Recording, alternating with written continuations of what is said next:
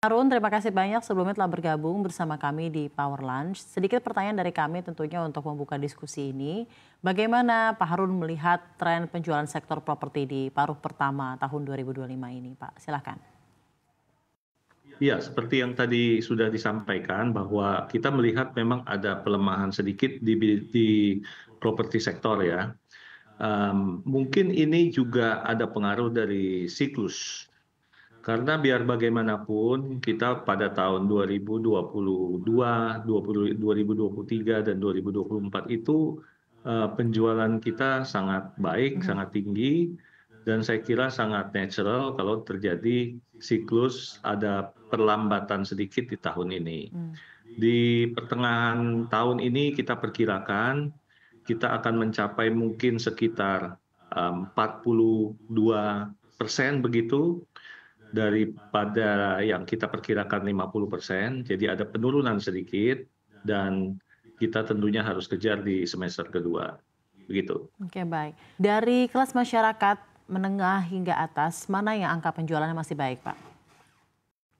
Yang masih baik itu yang menengah ke atas. Menengah ke Jadi atas, baik. mungkin yang masih baik itu antara 2 sampai 5 miliar. Memang yang di bawah itu lebih terpengaruh.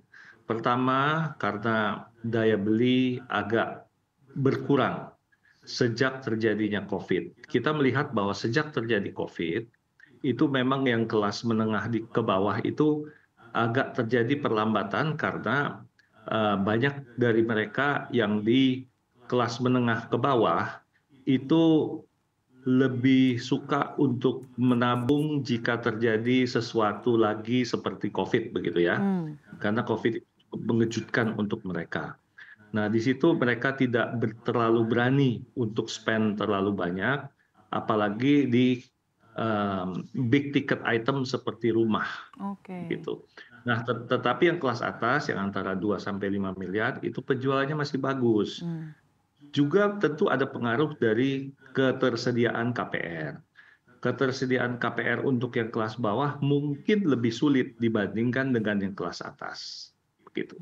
Anda melihatnya apakah ini sebenarnya sejalan dengan perkiraan dari lembaga-lembaga ekonomi yang mengatakan daya beli masyarakat tengah menurun? Seperti Anda, seperti apa? Ya, saya setelah membaca banyak proyeksi dari analis-analis yang menyatakan bahwa memang ada penurunan daya beli, itu juga membuat kita agak sedikit hati-hati dalam meluncurkan proyek-proyek yang misalnya di bawah 800 juta rupiah. Begitu. Jadi kita lebih harus berhati-hati. Tapi kita melihat memang yang di bawah 800 juta itu terjadi pelemahan di pasar.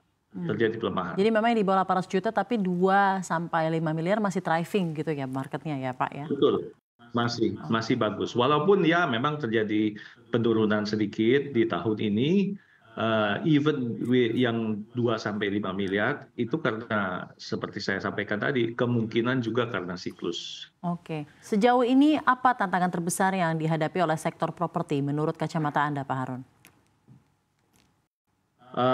Ya pasti yang salah satu yang terbesar adalah daya beli masyarakat. Daya beli masyarakat ini harus diimprove biar bagaimanapun juga saya ya tentu nggak tahu caranya mengimprove bagaimana. Tetapi daya beli ini harus kita solve. Kalau daya beli masyarakat ini turun terus tentu akan membahayakan bagi banyak sekali pengusaha yang menjual produknya apalagi produk-produk yang big ticket item ya. Big ticket item itu seperti mobil, seperti rumah, dan big ticket items lainnya. Oke, baik. Saya ingin tanyakan juga mungkin kepada Pak Harun, Pak, dengan adanya Anda melihat Ya, fenomena daya beli masyarakat yang tengah menurun, lalu juga untuk segmen ya. menengah ke atas 2 sampai 5 miliar itu masih thriving, tapi juga ada sedikit penurunan. Satu sisi kalau yang untuk 800 juta ke bawah juga Anda melihat ada penurunan yang signifikan.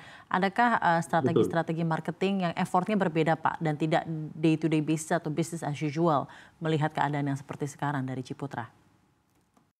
Oh, kita marketing strategi masih sama.